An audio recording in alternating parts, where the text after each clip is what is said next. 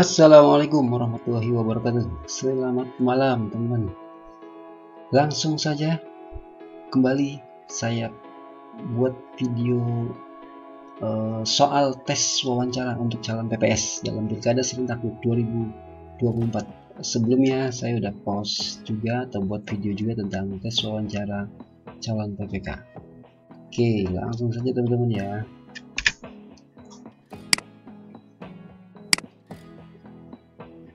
Oke, apa yang harus kita persiapkan? Teman-teman calon PPS, yang pertama dipersiapkan adalah baca sebanyak mungkin materi kepemiluan, undang-undang kepemiluan atau undang-undang pilkada, kemudian PKPU, keputusan KPU yang banyak sekali ya. Jadi baca sebanyak mungkin tentang itu. Kemudian yang kedua, baca dan pahami tentang PPS, tugas, wewenang, dan kewajibannya. Yang ketiga, siapkan diri Anda untuk dapat berkomunikasi dengan baik. Ini semuanya berkaitan ya teman-teman. Ketika kita sudah berusaha sekeras mungkin untuk membaca dan memahami tentang materi kepemiluan, juga memahami tentang PPS, maka diharapkan kita akan dapat berkomunikasi gitu ya, berkomunikasi dengan si pewawancara nanti dan menjawab dengan baik. Yang perlu kita tahu bahwa anggota PPS yang nanti akan dilakukan wawancara itu yang bertanya ataupun yang menginterview adalah anggota PPK ya. Jadi harusnya kalau yang sudah kenal ya mungkin nanti akan lebih enak berkomunikasinya, tinggal kita menyampaikan pengalaman-pengalaman kita, misalnya sudah pernah ikut ataupun kalau memang belum, berikan penjelasan-penjelasan berdasarkan materi dari atau materi kepemiluan dan tentang tugas PPS yang sudah kita baca. Next, yang keempat, tunjukkan bahwa Anda pribadi yang siap kerja dalam tim. Ini kalau nanti teman-teman calon PPS sudah pernah ikut sebelumnya, mungkin akan enak ya mengatakan ataupun berbicara atau mengungkapkan atau menjawab pertanyaan dari PPK nanti atau yang mewawancarai kita. Tapi nanti kalau memang belum pernah berpengalaman sama sekali, dengan kita membaca materi kepemiluan, kemudian artikel-artikel tentang kepemiluan ataupun bertanya dengan teman yang mungkin sudah pernah menjadi PPS atau yang lainnya, maka kita diharapkan akan lebih siap lagi dalam membuat ataupun menjawab pertanyaan dari PPK atau pewawancara nanti. Oke, jadi ada 4 yang perlu teman-teman calon PPS persiapkan ya. Jadi materi, baca materi kepemiluan, baca dan pahami tentang PPS itu sendiri, siapkan diri Anda agar dapat berkomunikasi dengan baik, tunjukkan bahwa Anda pribadi yang siap kerja dalam tim, karena kita adalah satu tim nanti PPS, baik itu dengan anggota PPS ataupun nanti di atasnya itu PPK dan kabupaten atau KPU kabupaten dan seterusnya ke atasnya. Oke, perlu diperhatikan ya teman-teman. Oke, next untuk latihan. Ini beberapa contoh pertanyaan. Misalnya yang pertama, ceritakan tentang diri Anda secara singkat. Nah, ini sih harusnya teman-teman bisa memberikan jawaban yang lebih singkat. Kalau nanti punya pengalaman, silakan ceritakan secara singkat saja. Misalnya ini rumus dari saya ya. Diuraikan tentang diri Anda, misalnya Anda bekerja apakah belum, sudah pernah mengikuti atau menjadi PPS sebelumnya dan seterusnya. Mulai dari latar belakang, minat, dan pengalaman. Jelaskan hal-hal ataupun pengalaman yang menyangkut dengan kepemiluan, baik pilpres, pilkada ataupun pileg. Ya, misalnya sekarang adalah pilkada, berarti teman-teman apakah sudah punya pengalaman? Mungkin sebelumnya ya, berarti 2019 ataupun 2020 ya, nanti silakan ceritakan secara singkat saja teman-teman. Biasanya nanti pewawancara atau PPK juga memberikan waktu, atau kalau pengalaman saya dulu bergantian ya, misalnya ada berapa orang calon PPS-nya diwawancara oleh PPK, diberikan pertanyaan yang sama, nanti si PPK akan menilai. Nah, maka kesempatan kita mempersiapkan dengan baik. Mudah-mudahan teman-teman nanti termasuk bukan yang pertama ya, tapi biasanya diacak juga. Jadi harus selalu siap, baik itu nanti yang menjawab pertanyaan pertama dari PPK atau wawancara maupun yang terakhir, karena nanti akan di random diacak ya. Oke, next, nomor 2. Misalnya contoh pertanyaannya gini, motivasi Anda menjadi anggota PPS dalam pilkada sekarang 2024 apa? Dan nanti bisa jawab, motivasi saya yakni untuk ikut serta sebagai pelaksana dan ikut membantu menyukseskan pilkada di desa masing-masing. Karena kita PPS berarti nanti otoritasnya adalah di desa. Selain itu membantu menjamin bahwa pilkada akan berlangsung secara langsung, umum, bebas, rahasia, jujur, dan adil atau asas daripada pemilu. Diyakinkan, berikan keyakinan, berikan motivasi yang kira-kira si pewawancara atau PPK nanti bisa mengerti, kemudian memahami semangat Anda ataupun motivasi dari Anda. Oke, next. 3. Apa yang Anda lakukan jika terpilih sebagai anggota PPS Pilkada 2024? Nah, kira-kira apa? Oke, misalnya saya contohkan, saya akan melaksanakan pemungutan suara di desa yang tempat saya berdomisili dan memastikan pemilihan kepala daerah akan berlangsung sesuai asas, yakni luber dan jurdil. Intinya untuk melaksanakan sesuai azas tadi. Next, apa yang dimaksud dengan kolektif kolegial? Baik itu PPS, PPK, dan seluruh jajaran KPU itu dalam mengambil keputusan bersifat kolektif kolegial. Artinya apa?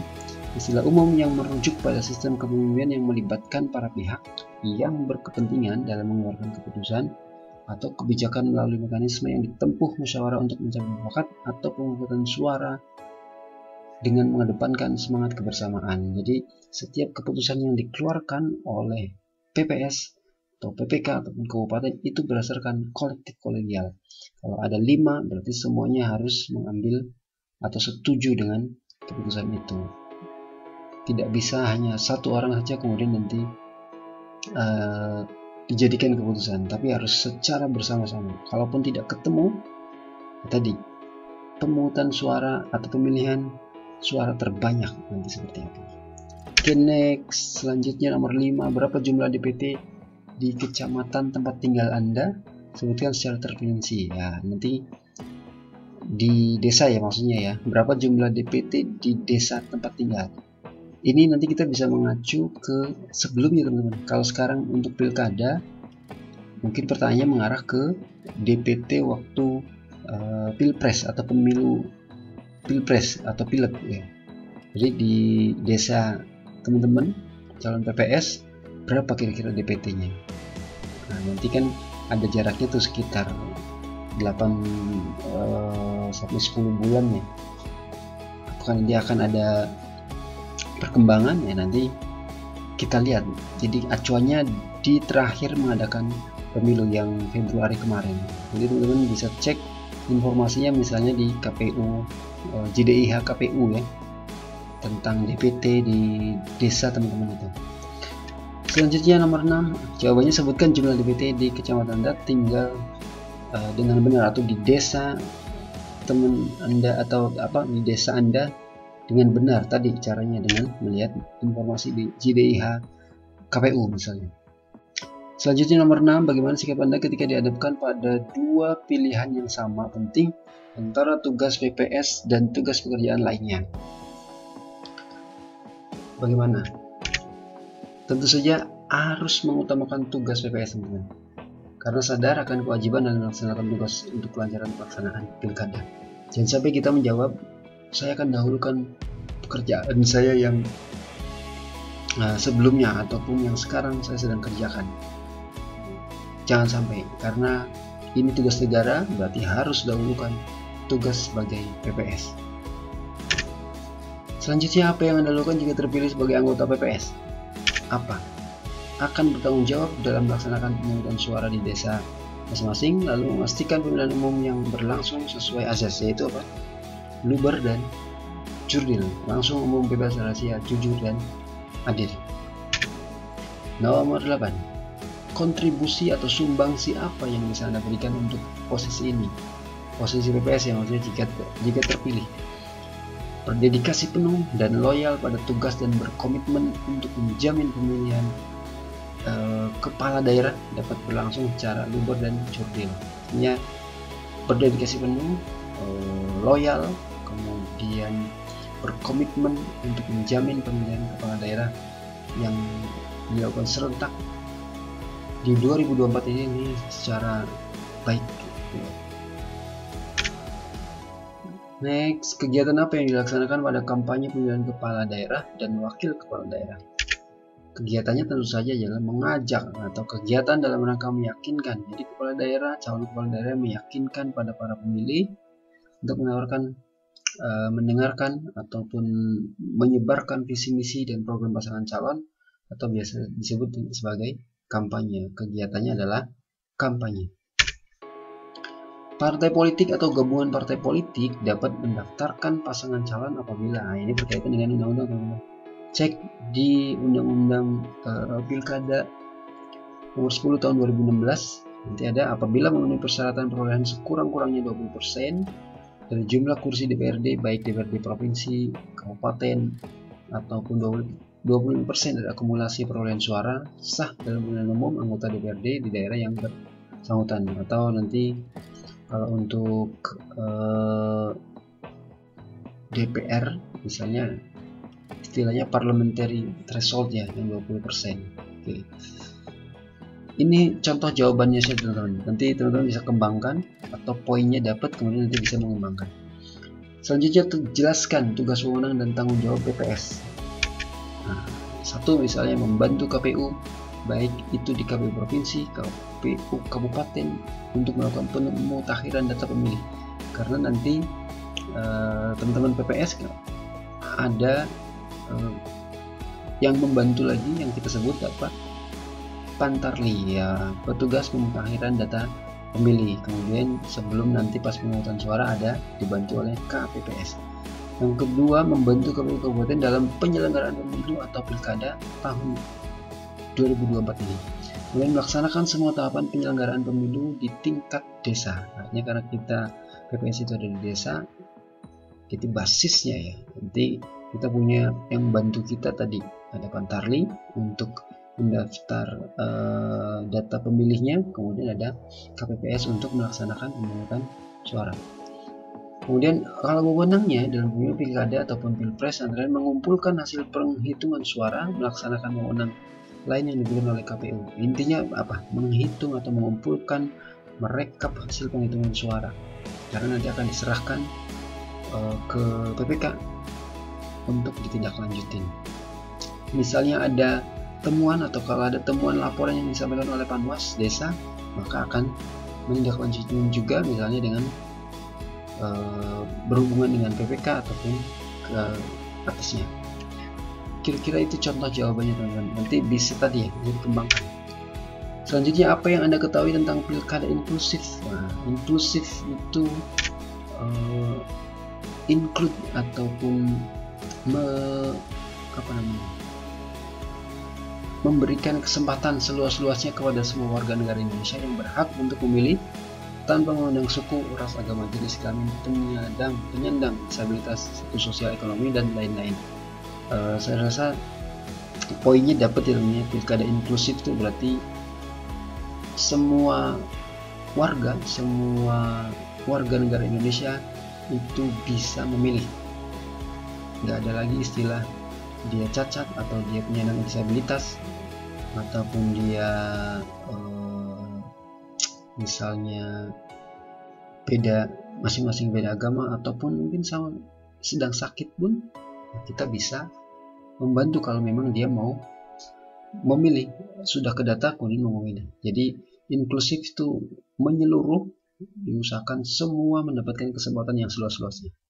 Oke, paham ya teman-teman ya, inklusif ya. Silakan ambil poinnya. Berikutnya, berapa jumlah RW dan RT di desa Anda? Nah, ini kalau PPS harus tahu ini. Jadi nanti kan satu RW itu bisa terdiri dari beberapa RT. Nah, jumlahnya berapa? Nanti kita akan dibantu oleh PPS ya, dibantu oleh Pantarli untuk merekap data pemilih tadi. sebutkan. Nah, harus bisa menyebutkan jumlah RW dan RT di desa Anda dengan benar, kemudian data warganya. Ya, tadi misalnya kita lihat di terakhir pemilu tadi ya, Pilpres, misalnya di bulan Februari kemarin. Jadi kita cari informasinya, kita tahu di desa saya ada segini RW-nya, ada segini RT-nya dengan penduduk sekian dan seterusnya. Pertanyaan 14, apa yang Anda ketahui tentang PPS atau panitia pemungutan suara? PPS adalah panitia pemungutan suara yang dibentuk oleh KPU Kabupaten. Minimal teman-teman dapat poinnya itu. PPS panitia pemungutan suara yang dibentuk oleh KPU Kabupaten untuk menyelenggarakan pilkada di tingkat desa. Nah, gitu. Kemudian bersifat sementara. Poinnya udah dapat, teman-teman nanti bisa mengembangkan kalau ada pertanyaan lebih lanjut. Selanjutnya, next, jelaskan asas pemilu atau pilkada di Indonesia. Pilkada, pemilu, asasnya adalah apa? Luber, jurdil, langsung, umum, bebas, rahasia, jujur, dan adil. Nah, teman-teman nanti tinggal breakdown atau berikan secara spesifik. Langsung itu apa? Jadi tidak ada keterwakilan lagi artinya langsung warga negara Indonesia atau masyarakat langsung memilih. Misalnya pilkada berarti calon gubernur atau calon bupatinya, kemudian secara umum dilaksanakan, bebas, tidak ada intervensi apa-apa, rahasia, bersifat rahasia, jadi kita nggak akan tengok-tengok waktu memilih, nggak akan misalnya ngomong ke orang dan seterusnya ya. Jujur, adil atau disingkat luber jurdil. Ini asas daripada pemilu atau pilkada. Tujuan penyelenggaraan pilkada serentak 2024 apa tujuannya?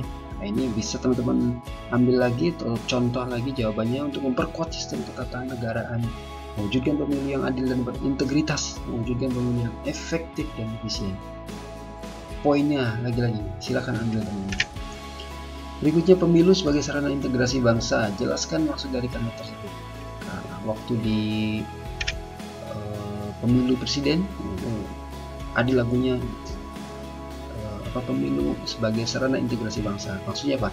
Sebagai sarana untuk mempersatukan bangsa, karena setelah pemilu atau pasca pemilu, siapapun yang menang dan kalah di pilkada nanti akan bersama-sama menanggung beban yang tidak jauh berbeda dalam menjaga kelestarian tatanan NKRI yang demokratis. Ya, maksud daripada sarana integrasi bangsa atau untuk mempersatukan bangsa, bukan untuk memecah belah dengan pemilu, tapi untuk menyatukan, untuk mempersatukan bangsa Indonesia. Berikutnya, 18. Bagaimana pendapat Anda mengenai banyaknya pemilih milenial dan generasi Z saat ini? Bagaimana tanggapannya? Generasi Z, generasi milenial dinilai memiliki kecenderungan untuk enggan terlibat atau bahkan diam atau apatis. Namun dengan adanya akses kemudahan dalam ruang digital melalui tren-tren politik, hal itu dinilai berhasil masuk dan mempengaruhi opini publik kedua generasi lewat ruang digital. Kita gunakan misalnya sosmed untuk bisa menarik generasi Z dan milenial ini untuk bisa ikut berpartisipasi, walaupun sekarang kecenderungannya adalah diam dan tidak ingin terlibat. Berikutnya, 19. Apa strategi Anda untuk meningkatkan partisipasi pemilih pilkada serentak 2024 di daerah atau di desa Anda? Meningkatkan kesadaran politik pada masyarakat melalui sosialisasi, rapat, media edukasi, atau media sosial. Menurut PPS sudah pasti nanti ada tahapannya untuk sosialisasi sebelum nanti memasuki masa pemungutan suara. Jadi kita sosialisasi ke masyarakat sesering mungkin, ikut dalam rapat-rapat, kemudian mengatakan bahwa kita nanti akan ada pilkada untuk memilih gubernur ataupun bupati ataupun wali kota, baik itu langsung maupun lewat media sosial.